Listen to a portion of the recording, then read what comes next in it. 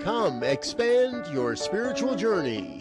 Join us for Just the Talk, Sundays, 1 p.m. to 6 p.m. Mountain Time. Experience Unity Kitchener and Ottawa. Center for Spiritual Living Midtown, Center for Spiritual Living Denver, Unity of Garden Park, New Thought Philadelphia, the Sunshine Cathedral, Unity of Savannah, and the Ohm Center for Spiritual Living. Come unleash your spiritual potential with New Thought Media Network. And now, let's experience Unity Kitchener and Ottawa.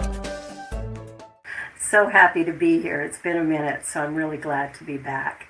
Really glad to be back. So good to see everyone. I'm delighted. And great to see you, sis, from another mother.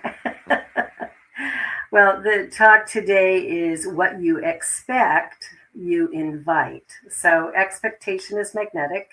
When we expect good, good gravitates toward us. When we expect struggle, we unconsciously prepare for it.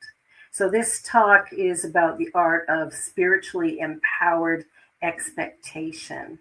So it's just like, if you're expecting a guest for dinner, you're going to set a place for that person. And the same thing is as we are preparing for what is that we want in our lives, expectations is kind of that table setting, and spirit will fill the seat. So really important that we begin to look at what we're expecting moment by moment, because sometimes we're expecting, you ever hear Murphy's Law, or bad things come in threes, or right, there's a few ways. What if, it's funny how when we do what if, it's always what if this terrible, horrible, awful thing happens, rather than what if I win $1 million? What if I fall in love tomorrow? What if somebody gifts me with a new home? What if? Let's change our language a little bit, because our expectations do create, and words are powerful. So we believe in Unity and in the Centers for Spiritual Living that there is something beautiful and whole at the center of every person, wise, resilient, deeply connected. And these spaces that we have here, these gatherings, are a way to remember that truth. So as we're getting started, what I'd like you to do is just take a deep breath and just fully arrive. You don't need to be anywhere else. We're just exploring a powerful idea. What you expect, you invite.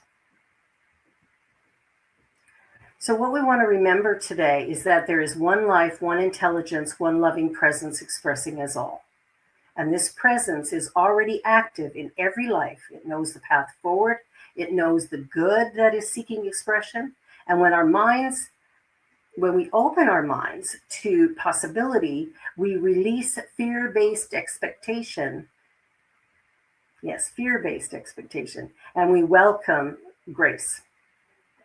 So I want you to think about a question while we're going through this. What is one small good thing you're hoping for this week? Good thing. One good thing this week. So just let that kind of ruminate. So have you ever noticed that when you're expecting something to go wrong, it often does? You walk into a meeting a little bit tense. You travel expecting delays. You start a conversation braced for conflict. And somehow, almost magically, the world cooperates with your fear. But the opposite is also true. When you expect kindness, opportunities, support, life has a strange way of delivering. Expectation is magnetic. So when you think about, like I was thinking about this when I was working on this talk, and I was thinking about the places that I've lived in over the last 20 years since moving to Toronto. Well, coming up to 26 years. When I moved to Toronto, I had the expectation that starting the center would happen. And I had no doubts about it whatsoever. In fact, I flew to Hamilton because WestJet didn't fly into Toronto yet. And I flew to Hamilton with a one-way plane ticket, $40 in my jeans. And somebody had said I could sleep on their couch. in Toronto. So I was set. I had everything I needed. 2 suitcases of summer clothes, ready to go. Fully committed to the idea. And so when we do that, when we expect something to happen, it's going to happen. Maybe not exactly as we picture it, right? Often better. So just imagine setting a beautiful table for a guest. You polish the glasses, you light the candles, you lay out your good dishes. Why? You expect someone to arrive. And they do. One of the things that you'll notice in the prayer work that we do is we always put in a gratitude statement, what we're grateful for. And that is so powerful because what we're grateful for is generally, as we were growing up, right, you got to say thank you when somebody gave you something. So we have these pathways in our brain that automatically, somebody will go, that train of thought, right? We do have pathways in our brain where an idea will automatically move into a certain expression because of how we're familiar with it. And so when we're sitting back saying thank you, the reason it is so powerful is because we have, in fact, been trained to say thank you after we receive. So now in our prayer work, we're actually praying that something is already accomplished, and we're saying thank you as if we've already received it, therefore tricking the brain into believing we already have it. So there's a journey that we're on, and expectation is just so powerful. I wanted to share with you a little parking spot story. I once knew someone who always said, a parking space is waiting for me. Not arrogantly, not demanding, just calmly, and 9 times out of 10, a space appeared. Was it magic? No. The expectation changed their energy. They drove calmly. They noticed openings others missed. They didn't spiral into frustration. Expectation reorganized perception, and perception reorganized experience. So I had an experience of this recently, and I know most of you are fairly familiar with Toronto. At least you know how big it is and how hard parking could be sometimes. And I remember going to an event on a Friday night, I believe, downtown Toronto, on Spadina, between King and Front. And there's very little parking in that section. In fact, there were 3 spots. And as I rounded the corner, somebody pulled out and I pulled in right in front of the place I was going to. Now, why does that happen? Well, because before I leave, I go, there's right and perfect parking always. And although that seems pretty simple and silly, it's a way of sort of building our faith. When we start to set our expectations, set an intention, and then we watch it manifest, that helps to expand the faith that we have. Because we tend to believe that this out here is what's real. But what's out here has always already been created. What's real, what's coming, comes from in here. So when we set those expectations, we actually create the space for something marvelous to happen. There's a story of a teacher, I believe in New York City. There was a film about it that I watched many, many years ago, so I don't remember all the details. But it was an impoverished community, and the kids were not treated all that well, frankly. It was a high school, and they didn't expect anything from these kids. This one teacher comes in to teach math and decides he wants to teach them calculus. And they're going, you're out of your mind. They can't learn that. No expectations. But he believed they could. But because he wasn't allowed to teach it, he decided to teach it to these kids at 6 a.m. every day, Monday to Friday. And you know what? The kids came. They came. They came and they learned. And that school ended up having one of the highest scores in all of the United States for their math students, because they did learn calculus. When we expect, now that teacher expected his students to succeed. And he made a huge demand on them. I don't know if you know many teenagers, but arriving at school at 6 a.m., well, getting them to arrive at school can be a task.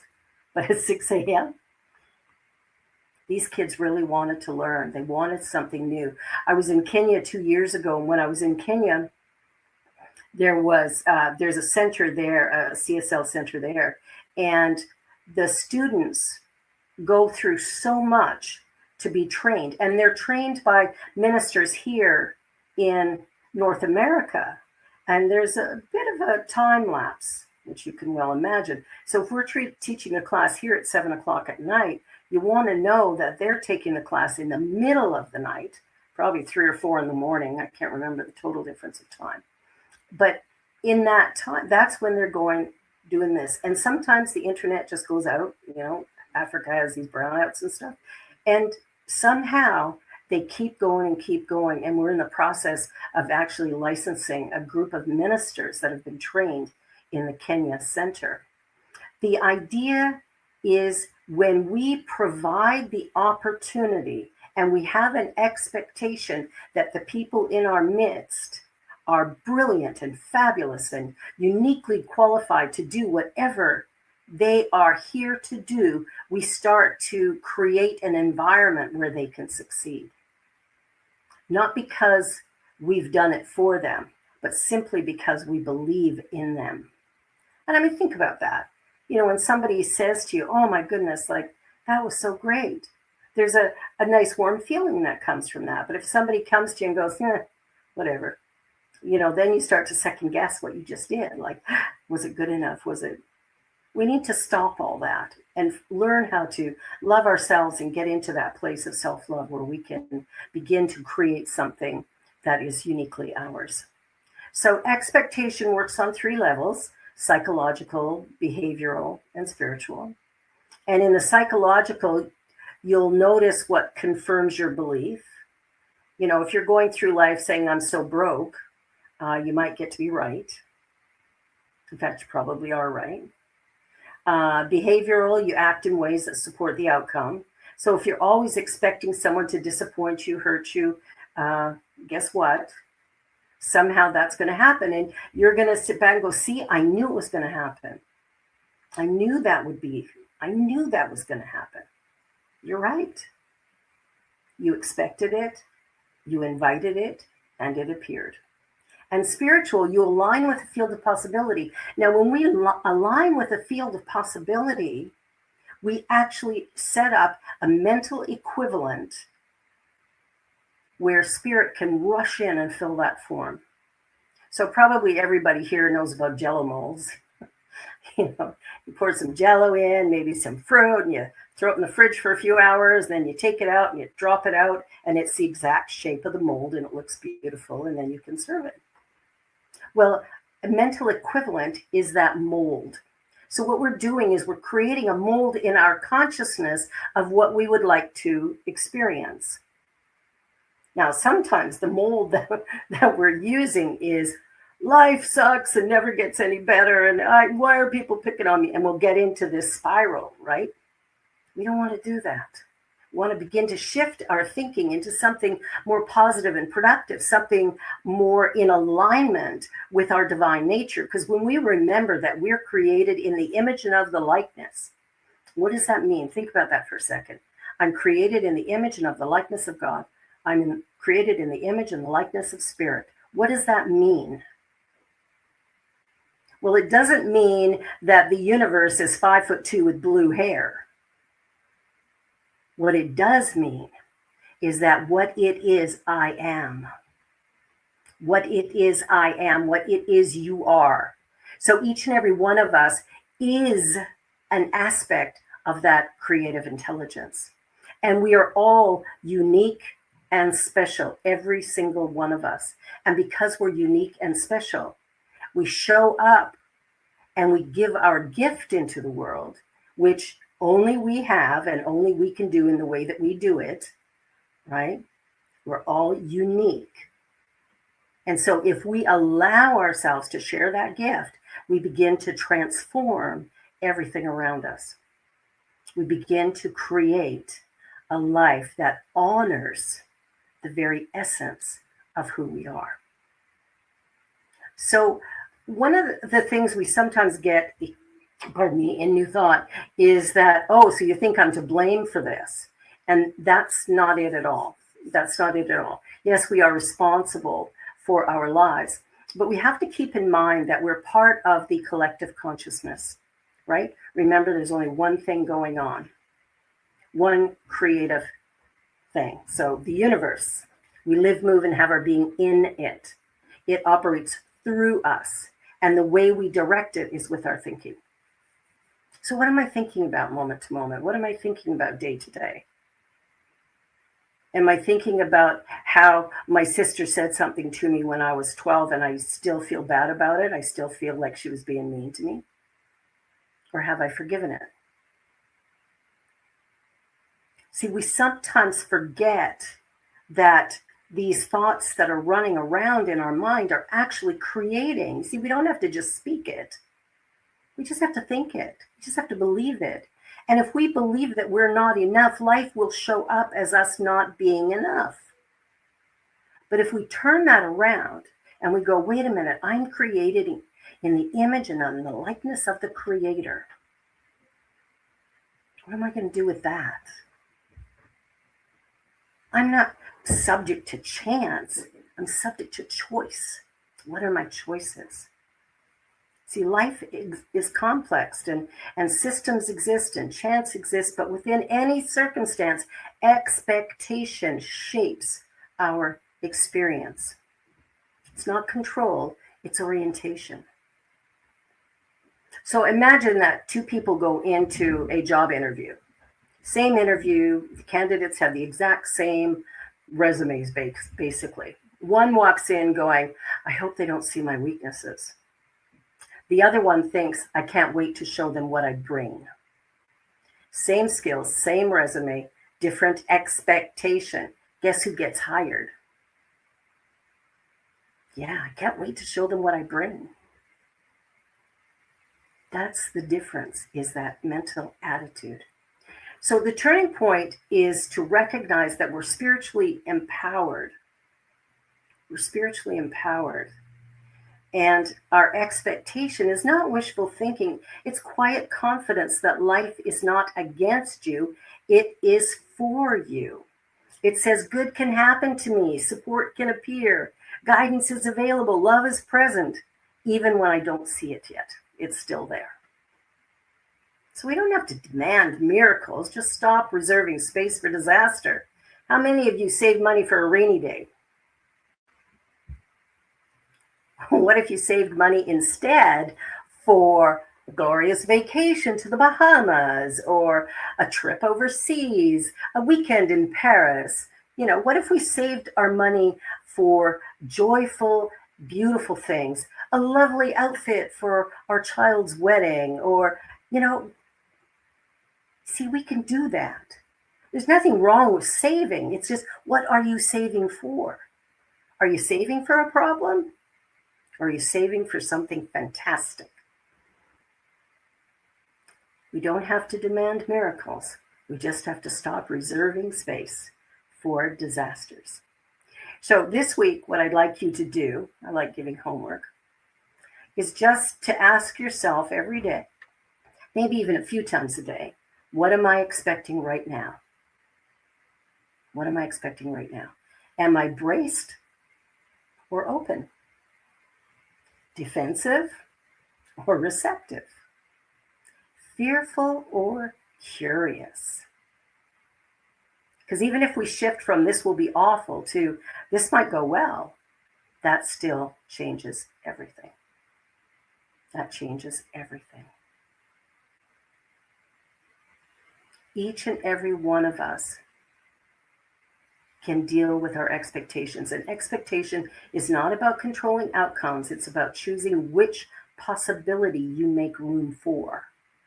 So I invite you to ask this question. What would you set the table for if you trusted that good was coming? What would you set the table for if you trusted that good was coming? So I want to invite you right now, let's just take a little meditation time. And close your eyes if you're comfortable. And just imagine for a moment a table in front of you.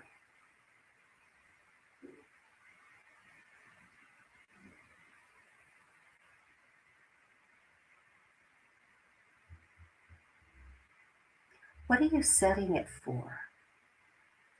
Stress? Disappointment?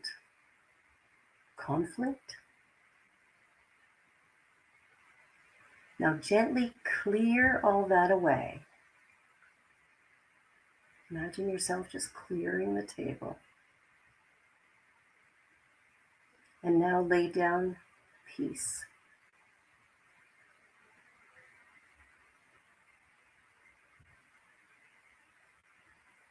Lay down possibility.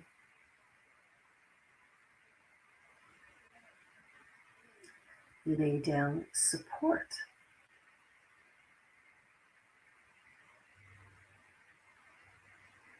Lay down joy.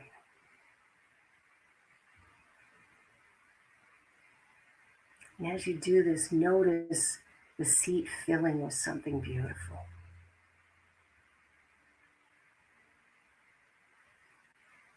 And allow that feeling to settle into your body, to light up every cell.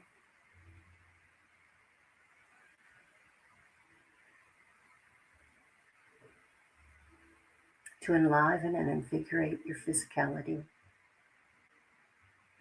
And open your mind to a new possibility.